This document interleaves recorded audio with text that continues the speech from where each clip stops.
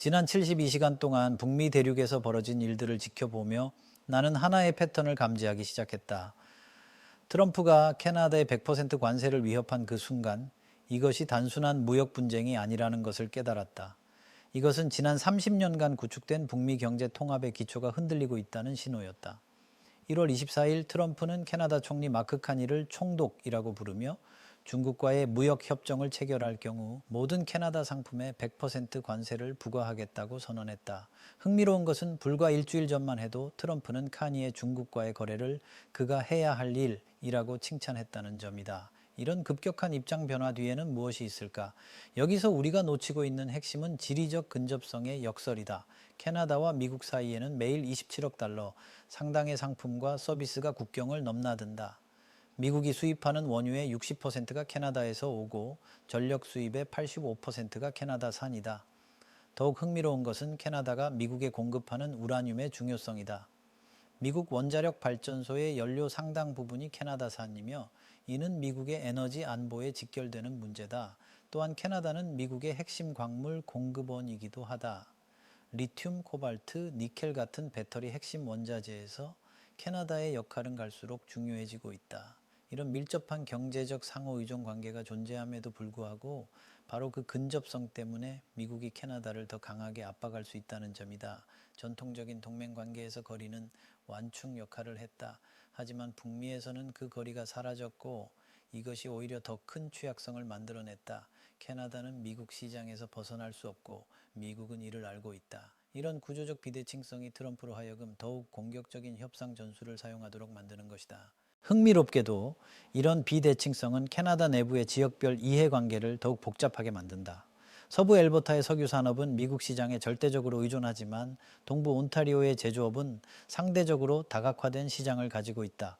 퀘벡의 수력 발전은 미국 북동부에 전력을 공급하며 막대한 수익을 올리고 있다. 이런 지역별 차이는 캐나다 정부가 통일된 대미 정책을 수립하는 데 큰 제약이 되고 있다. 트럼프는 바로 이런 내부 분열을 이용하려 할 것이다. 그런데 여기서 정말 흥미로운 변화가 일어나고 있다. 카니는 다보스에서 중간 세력들이 함께 행동해야 한다. 테이블에 앉지 못하면 메뉴에 오르게 될 것이라고 말했다. 이는 단순한 수사가 아니다. 이것은 캐나다가 미국 중심의 경제 궤도에서 벗어나려는 전략적 시도의 신호탄이었다. 캐나다의 중국과의 협정을 자세히 보면 표면적으로는 작은 거래처럼 보인다. 중국 전기차 49천 대에 대한 관세를 100%에서 6.1%로 낮추는 대신 중국이 캐나다 농산물에 대한 관세를 낮추는 것이다. 하지만 이 거래의 진짜 의미는 숫자에 있지 않다. 이것은 캐나다가 미국의 압박에도 불구하고 독자적인 대중국 정책을 추진할 수 있다는 것을 보여주는 상징적 행위였다. 더 깊이 들여다보면 이 협정은 캐나다의 장기적 경제 전환 전략과도 맞물려 있다. 캐나다는 탄소 중립 목표 달성을 위해 전기차 보급 확대가 필수적이라고 보고 있다. 중국산 전기차에 대한 관세 인하는 캐나다 소비자들에게 더 저렴한 친환경 차량 옵션을 제공한다는 명분이 있다. 동시에 중국이 캐나다산 카놀라에 대한 관세를 낮추는 것은 캐나다 농민들에게 직접적인 이익이 된다. 카놀라는 캐나다 최대 농업 수출품 중 하나이며 중국은 전 세계 카놀라 수요의 40% 이상을 차지하는 핵심 시장이다. 트럼프의 반응은 즉각적이고 격렬했다. 그는 카니를 평화위원회에서 제명했고 100% 관세를 위협했다. 하지만 이런 반응 자체가 미국의 새로운 취약점을 드러내고 있다. 만약 미국이 정말로 강력한 위치에 있다면 왜 이렇게 과도하게 반응해야 할까? 답은 미국, 캐나다, 멕시코 협정 USMCA의 재검토 일정에 있다. 2026년이 바로 그 해이다. 트럼프는 이 재협상을 앞두고 캐나다를 최대한 약화시키려 하고 있지만 역설적으로 이런 압박이 캐나다로 하여금 대안을 모색하게 만들고 있다. 그리고 여기서 우리는 글로벌 권력 구조의 미묘한 변화를 감지할 수 있다. 지난 20년간 미국은 동맹국들에게 우리와 함께하거나 중국과 함께하거나 둘 중 하나를 선택하라고 강요해왔다. 하지만 이제 그 이분법적 구조가 균열을 보이기 시작했다. 캐나다는 미국과의 관계를 유지하면서도 중국과의 경제적 연결을 추구하는 제3의 길을 모색하고 있다. 이런 변화의 배경에는 더 깊은 구조적 요인들이 있다. 첫째, 중국의 경제 규모가 이제 미국과 비슷한 수준에 도달했다는 점이다. 이는 중간 규모의 국가들에게 선택의 여지를 제공한다. 둘째, 미국의 일관성 없는 정책이 동맹국들의 신뢰를 약화시켰다는 점이다. 트럼프의 반복되는 관세 위협과 변덕스러운 외교 정책은 캐나다 같은 전통적 동맹국들조차 대안을 모색하게 만들고 있다. 하지만 여기서 간과하면 안 되는 것이 있다. 캐나다의 이런 움직임이 결국 어떤 대가를 치를 것인지에 대한 현실적 계산이다. 미국은 여전히 캐나다 최대의 무역 파트너이고 36개 주에서 캐나다가 최대 수출 대상국이다. 이런 경제적 상호 의존성을 무시할 수는 없다. 그럼에도 불구하고 캐나다가 이런 위험을 감수하는 이유는 무엇일까? 그것은 장기적인 생존 전략 때문이다. 캐나다 정책 이반자들은 미국 중심의 당흑 체제가 지속 가능하지 않다고 판단하고 있는 것 같다. 그들은 다극화되는 세계에서 생존하기 위해서는 미리 다양한 옵션을 확보해야 한다고 보고 있다. 이런 관점에서 보면 캐나다의 대중국 접근은 단순한 경제적 계산을 넘어선다. 이것은 미래의 세계 질서에 대한 베팅이다. 만약 중국이 계속 성장하고 미국의 상대적 힘이 약화된다면 지금의 다각화 전략이 장기적으로 캐나다에게 유리할 수 있다. 하지만 이런 전략에는 명백한 위험이 따른다. 트럼프의 100% 관세 위협이 실제로 실행된다면 캐나다 경제는 심각한 타격을 받을 것이다. 특히 제조업과 에너지 섹터가 큰 피해를 볼 것이다. 그렇다면 캐나다는 왜 이런 위험을 감수하는 것일까? 답은 협상 이론에서 찾을 수 있다. 캐나다는 미국에 대한 의존도를 줄임으로써 협상력을 높이려 하고 있다. 대안이 있는 당사자가 협상에서 더 강한 위치에 선다는 것은 기본적인 원리다. 중국과의 관계 개선은 캐나다에게 그런 대안을 제공한다.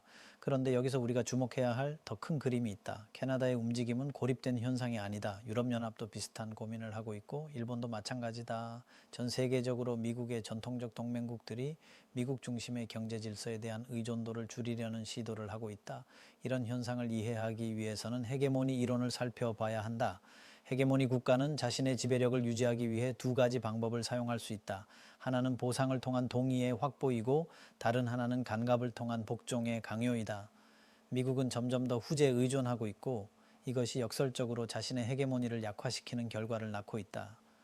트럼프의 관세 위협은 단기적으로는 효과적일 수 있다. 캐나다가 굴복하고 대중국 협정을 포기할 가능성도 있다. 하지만 장기적으로는 이런 강압적 접근이 미국의 소프트 파워를 훼손하고 동맹국들로 하여금 대안을 더욱 적극적으로 모색하게 만들 것이다. 여기서 정말 흥미로운 점은 지정학적 구조의 변화가다. 냉전 시대에는 이념적 대립이 모든 것을 결정했다. 자본주의 진영, 비스 공산주의 진영이라는 명확한 구분선이 있었다. 하지만 지금은 그런 이념적 구분선이 흐려졌고 대신 경제적 실용주의가 외교 정책을 주도하고 있다. 캐나다가 중국과 거래하면서도 미국과의 동맹을 유지하려는 시도는 바로 이런 새로운 현실을 반영한다. 21세기의 국제관계는 제로섬 게임이 아니라 복잡한 다층적 관계의 네트워크가 되어가고 있다. 그런데 여기서 우리가 간과하면 안 되는 것이 있다. 이런 복잡성 자체가 새로운 형태의 불안정성을 만들어낸다는 점이다. 각국이 자신의 이익을 최대화하려고 노력하는 과정에서 전체 시스템의 예측 가능성은 떨어질 수밖에 없다. 트럼프의 변덕스러운 정책 변화는 바로 이런 시스템 복잡성의 산물이기도 하다. 캐나다 미국 관계의 현재 위기를 보면서 나는 더 큰 변화의 조짐을 감지한다. 북미 자유무역협정 나프타 이 체결된 1994년 이후로 북미 경제 통합은 지속적으로 심화되어 왔다. 하지만 지금 그 과정이 역전되기 시작했다. 이런 역전의 배경에는 몇 가지 구조적 요인이 있다. 첫째, 중국의 부상으로 인해 글로벌 공급망이 재편되고 있다는 점이다. 둘째, 기술 경쟁이 심화되면서 경제 안보의 중요성이 커졌다는 점이다. 셋째, 팬데믹을 통해 각국이 자국 우선주의의 중요성을 재인식했다는 점이다. 이런 변화들이 합쳐지면서 지난 30년간 당연하게 여겨졌던 자유무역과 경제통합에 대한 믿음이 흔들리고 있다. 캐나다와 미국 간의 현재 갈등은 바로 이런 더 큰 변화의 일부분이다. 그렇다면 이런 변화의 끝점은 어디일까? 나는 우리가 새로운 형태의 블록 경제를 향해 나아가고 있다고 본다. 냉전 시대와는 다르지만 여전히 몇 개의 큰 경제 블록으로 세계가 분할될 가능성이 높다. 미국 중심의 블록, 중국 중심의 블록, 그리고 유럽 중심의 블록 등이다. 하지만 이런 블록화 과정에서 흥미로운 현상이 나타나고 있다. 전통적인 동맹체계가 경제적 실리와 충돌하는 경우가 늘어나고 있다는 점이다. 호주는 안보에서는 미국과 밀접하지만 경제에서는 중국에 크게 의존한다. 독일은 나토의 핵심 회원국이지만 러시아 에너지에 의존해왔고 중국과의 경제 관계도 매우 중요하다. 이런 교차적 의존 관계는 기존의 이분법적 블록 구조를 복잡하게 만든다. 더 나아가 새로운 형태의 이슈별 연합이 나타나고 있다. 기후변화 대응에서는 한 그룹을 이루지만 무역에서는 다른 그룹을 이루는 시기다. 캐나다의 현재 전략도 바로 이런 맥락에서 이해할 수 있다. 안보에서는 미국과의 동맹을 유지하면서도 경제에서는 다각화를 추구하는 것이다. 하지만 여기서 중요한 것은 캐나다 같은 중간 규모의 국가들이 어떤 선택을 할 것인지이다. 그들이 하나의 블록에 완전히 종속될 것인지 아니면 여러 블록 간의 균형을 잡으려 할 것인지가 미래 세계 질서의 성격을 결정할 것이다. 캐나다의 현재 전략을 보면 그들은 후자를 선택하려는 것 같다. 미국과의 관계를 유지하면서도 중국과의 경제적 연결을 추구하고 동시에 유럽 및 다른 중간 세력들과의 협력을 강화하려 하고 있다. 이런 전방위 외교가 성공할 수 있을지는 여전히 불확실하다. 성공 여부는 여러 요인에 달려 있다. 가장 중요한 것은 미국이 얼마나 강압적으로 나올 것인지다. 만약 트럼프가 정말로 100% 관세를 실행한다면 캐나다는 선택의 여지가 없어질 수도 있다. 반대로 미국이 좀 더 유연한 접근을 택한다면 캐나다의 다각화 전략이 성공할 가능성이 높아진다. 또 다른 중요한 요인은 중국의 대응이다. 중국이 캐나다에게 얼마나 매력적인 대안을 제시할 수 있는지가 관건이다. 단순히 경제적 인센티브만으로는 충분하지 않다. 중국은 캐나다의 정치적, 안보적 우려를 해결할 수 있는 방안도 제시해야 한다. 여기서 우리가 주목해야 할 것은 기술의 역할이다. 하우지, 인공지능, 반도체 등 첨단 기술 분야에서의 경쟁이 무역 분쟁을 더욱 복잡하게 만들고 있다. 캐나다는 이런 기술 분야에서 미국과 중국 사이에서 어떤 선택을 할 것인지 결정해야 한다. 특히 배터리 기술과 전기차 공급망에서 캐나다의 위치는 매우 독특하다. 캐나다는 리튬, 니켈, 코발트 등 배터리 핵심 광물의 주요 생산국이면서 동시에 이런 원자재를 가공하는 기술력도 보유하고 있다. 중국은 이런 캐나다의 능력에 큰 관심을 보이고 있으며 미국도 마찬가지다. 양국 모두 자국의 전기차 산업 발전을 위해 캐나다와의 협력이 필요한 상황이다. 이런 구조는 캐나다에게 예상보다 큰 협상력을 제공한다. 또한 인공지능 분야에서 캐나다의 연구 역량은 세계 최고 수준이다. 토론토와 몬트리올의 AI 연구소들은 글로벌 기술 발전의 중심지 역할을 하고 있다. 이런 기술적 우위는 캐나다가 단순히 자원 수출국을 넘어선 전략적 파트너로 자리매김할 수 있게 해준다. 흥미롭게도 캐나다는 일부 분야에서는 미국을 따르고 다른 분야에서는 중국과 협력하는 방식을 택하고 있다. 예를 들어 통신 분야에서는 화웨이를 배제했지만 전기차와 배터리 분야에서는 중국과의 협력을 확대하고 있다. 이런 선별적 접근이 지속 가능한지는 지켜봐야 할 문제다. 결국 캐나다, 미국, 중국 삼각관계의 향후 전개는 더 큰 국제 질서의 변화를 예고한다. 만약 캐나다가 성공적으로 다각화 전략을 추진할 수 있다면 다른 중간 세력들도 비슷한 시도를 할 것이다. 그렇게 되면 미국 중심의 단극 체제는 더욱 빠르게 붕괴될 것이다. 반대로 미국이 성공적으로 캐나다를 굴복시킨다면 이것은 다른 동맹국들에게 강력한 경고 메시지가 될 것이다. 그러면 미국 중심의 질서가 더 오래 지속될 수 있을 것이다. 하지만 나는 전자의 가능성이 더 높다고 본다. 왜냐하면 국제 시스템의 구조적 변화가 이미 너무 많이 진행되었기 때문이다. 중국의 경제 규모, 기술 역량, 그리고 글로벌 영향력이 이미 미국에 버금가는 수준에 도달했다. 이런 상황에서 미국이 혼자서 모든 것을 통제하기는 어렵다.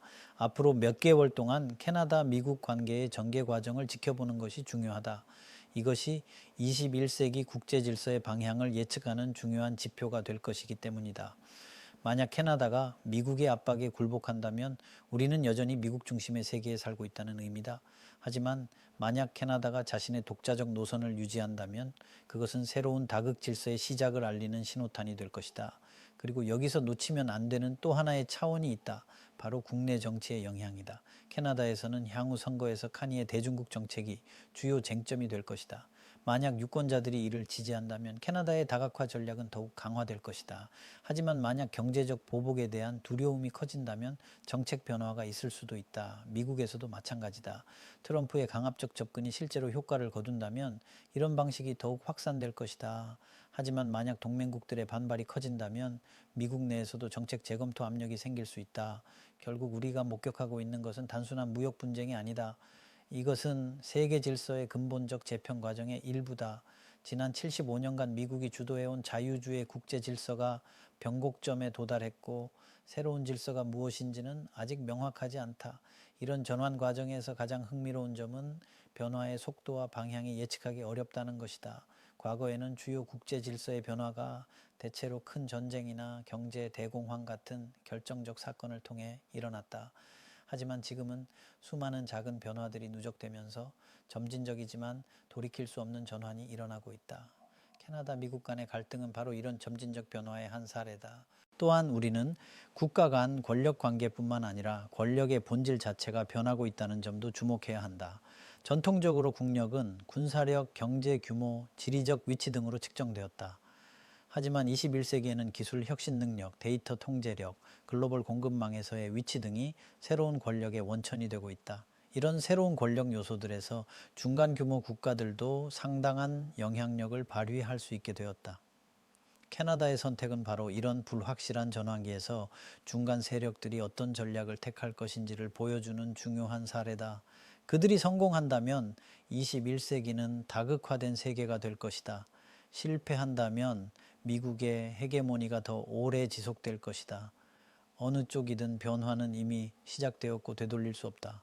우리가 할 수 있는 것은 이런 변화의 방향을 주의 깊게 관찰하고 그에 따른 함의를 이해하는 것뿐이다.